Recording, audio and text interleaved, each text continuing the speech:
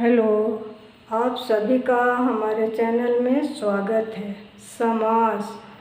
समास हिंदी व्याकरण की एक मूलभूत अवधारणा की विस्तृत जानकारी दी गई है।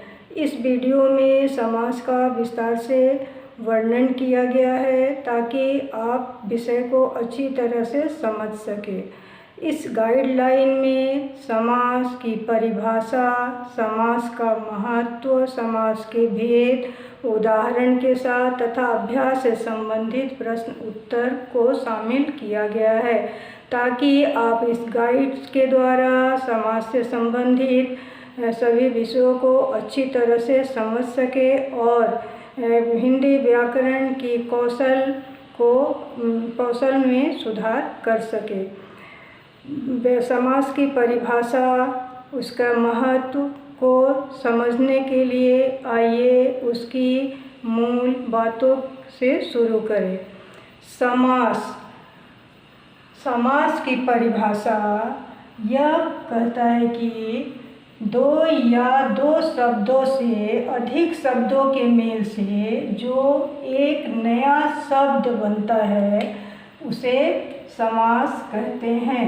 एक नया शब्द, दो या दो से अधिक शब्दों के मेल से जो एक नया शब्द बनता है उसे समास कहते हैं। समास में दो पद होते हैं। तो समास का अर्थ होता है छोटा करना या पास रखना। जब हम लोग दो पद को मिला करके उसे छोटा करते हैं तो छोटा जो शब्द बनता है वो क्या होता है, नया होता है। और उस शब्द को हम लोग क्या कहते हैं, समासिक शब्द कहते हैं। इस समासिक शब्द में दो पद होते हैं, दोनों पद मिला करके एक नया शब्द बना दिया जाता है। वह नया शब्द ही क्या होता है, समासिक शब्द कहलाता है। जैसे राजा का महल, ठीक है, तो इसके स्थान पर यदि हम लोग इसे छोटा करते हैं तो क्या हम लोग करेंगे, छोटा करने के बाद क्या बन जाएगा, राजमहल।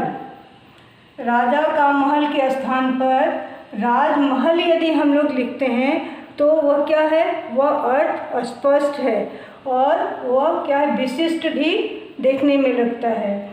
तो समास में जब दो या दो पदों को मिला करके एक नया शब्द जो बनता है उस शब्द को हम लोग क्या कहते हैं, समासिक शब्द कहते हैं। यह समासिक शब्द छोटा होता है और पास रखना होता है। जैसे हम लोग राजा का महल का उदाहरण लिए और जब इसे छोटा करके एक नया जो शब्द हम लोग बनाए वो क्या बन गया, राजमहल।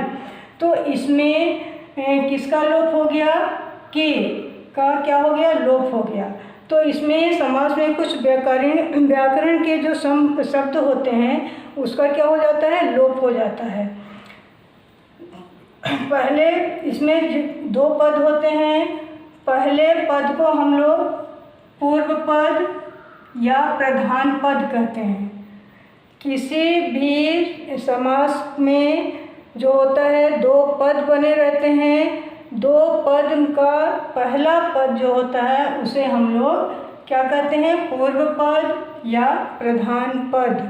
और दूसरा जो पद होता है, दूसरे पद को हम लोग उत्तर पद या द्वितीय पद कहते हैं। और दोनों को मिला करके एक शब्द हम लोग जो लिखते हैं उसे हम लोग समासिक शब्द कहते हैं।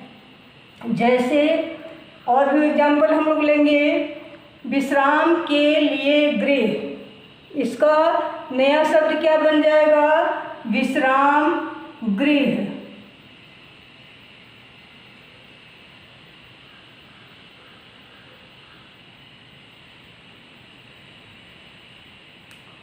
घोड़े पर सवार, तो क्या होगा, घोड़ सवार। इसमें पर का क्या हो गया, लोप हो गया। विश्राम के लिए, विश्राम के लिए इसका क्या हो गया, लोप हो गया। और छोटा शब्द क्या बन गया, विश्राम गृह। तो यहाँ एक विश्राम है और एक गृह है। विश्राम पहला पद हो गया, गृह दूसरा पद हो गया।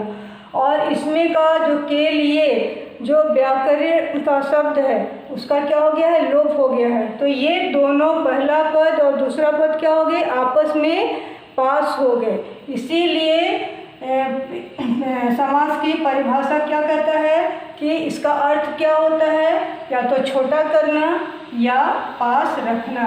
क्यों, क्योंकि दोनों आस-पास हो जाते हैं। इसी तरह से युद्ध के लिए क्षेत्र, तो यहाँ हम लोग छोटा शब्द क्या बनाएंगे, क्या बनेगा, युद्ध क्षेत्र। युद्ध क्षेत्र, युद्ध क्षेत्र में भी पहला जो पद है वह क्या है, पूर्व या प्रधान पद है। और क्षेत्र क्या है, दूसरा पद या उत्तर या द्वितीय पद कहलाता है। और दोनों मिलाकर के जो शब्द बनता है वह नया शब्द बनता है, वह छोटा शब्द होता है और उसे हम लोग समासिक शब्द कहते हैं। अब हम लोग आगे बढ़ेंगे कि समास के कुछ महत्वपूर्ण तत्व भी हैं। उनमें कौन कौन सी चीज़ें आती हैं, जैसे समास की संख्या में कमी आती है। समास में इसका पहला इम्पोर्टेंस क्या होता है हिंदी व्याकरण के अंतर्गत, कि जहाँ पर हम लोग समास का उपयोग करते हैं, प्रयुक्त करते हैं, वहाँ पर शब्दों की संख्या क्या होती है, कम होती है। नंबर 2, वाक्य की संरचना यानी निर्माण करना। जब हम किसी नए वाक्य का निर्माण करते हैं तो निर्माण करने में क्या होता है, सुधार होता है। नंबर 3, अर्थ क्या होता है, जो भी वाक्य रहते हैं वह वाक्य स्पष्ट और विशिष्ट महत्वपूर्ण बन जाता है। जैसे यह स्नान के लिए घर है, यह स्नान के लिए घर है। तो यहाँ क्या है, यहाँ शब्द बड़ा है और समास के अंतर्गत क्या होता है, शब्द छोटे हो जाते हैं। ये इसकी क्या है, इम्पोर्टेंस या इसकी महत्ता है। तो यहाँ हम लोग यदि समास का उपयोग करते हुए इसको वाक्य को हम लोग परिवर्तित करते हैं तो क्या बनेगा, यह स्नान घर है। यह स्नान घर, यहाँ क्या हो गया, अर्थ भी स्पष्ट हो जा रहा है, यह विशिष्ट शब्द भी हो गया। तो हमारा जो वाक्य हम लोग बनाए उसमें भी क्या हो गया, सुधार हो गया। तो ये उपरोक्त तीनों पॉइंट यहाँ हमें मिल जा रहा है। नेक्स्ट है, मैंने एक बड़ा घर खरीदा। ठीक है, तो यहाँ बड़ा घर के जगह पर यदि हम लोग यहाँ महल का प्रयोग करते हैं, मैंने एक महल खरीदा, तो यह वाक्य क्या हो जाता है, छोटा भी हो जाता है, साथ में निर्माण वाक्य को बनाने में सुधार भी होता है और स्पष्ट और विशिष्ट वाक्य भी यह बनकर तैयार हो जाता है। ये हमारा समास का क्या है, महत्व है। यह 3 कोणों का समूह है, 3 कोणों का समूह है। तो इसको हम लोग छोटा करके क्या बना दिए, यह त्रिकोण है, यह त्रिकोण है। तो यहाँ पर भी क्या हो गया, छोटा हो गया। इस तरह से हम लोग समास कोई परिभाषा, उसका महत्व समझ चुके हैं।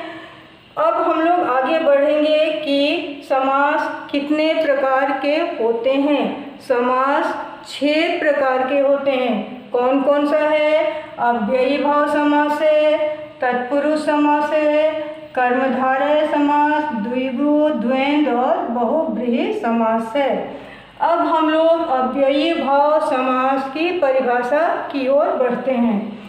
जिस समास में पूर्व पद उपसर्ग और या अव्यय होता है, यह वाक्य में क्रिया विशेषण का कार्य करता है, उसे हम लोग अव्ययी भाव समास कहते हैं। क्या परिभाषा कहता है कि जिसमें पहला या पूर्व पद, जिसे हम लोग प्रधान पद भी कहते हैं, पहला पद क्या हो, उपसर्ग हो, तो वैसे वह क्या हो जाता है, वह अव्ययी भाव समास हो जाता है। जैसे यथा स्थान, उपसर्ग कौन कौन से होते हैं, उपसर्ग होता है आ, वे, यथा, प्रति, भर, ये सारे क्या हैं, उपसर्ग के शब्द हैं। तो यदि यहाँ स्थान दिया गया है और उपसर्ग बनाना रहता है तो हम लोग क्या जोड़ेंगे यहाँ पर, यथा स्थान। स्थान के इसका विग्रह करेंगे तो क्या बनेगा, स्थान के अनुसार।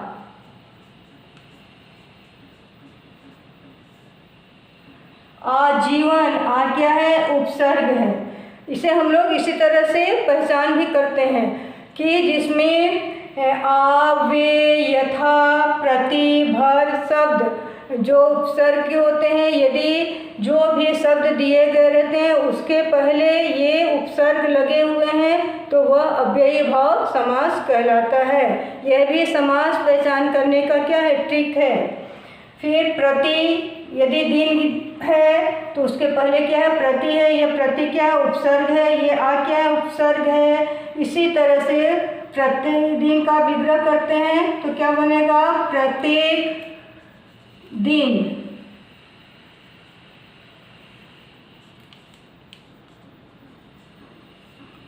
सपरिवार, परिवार के साथ।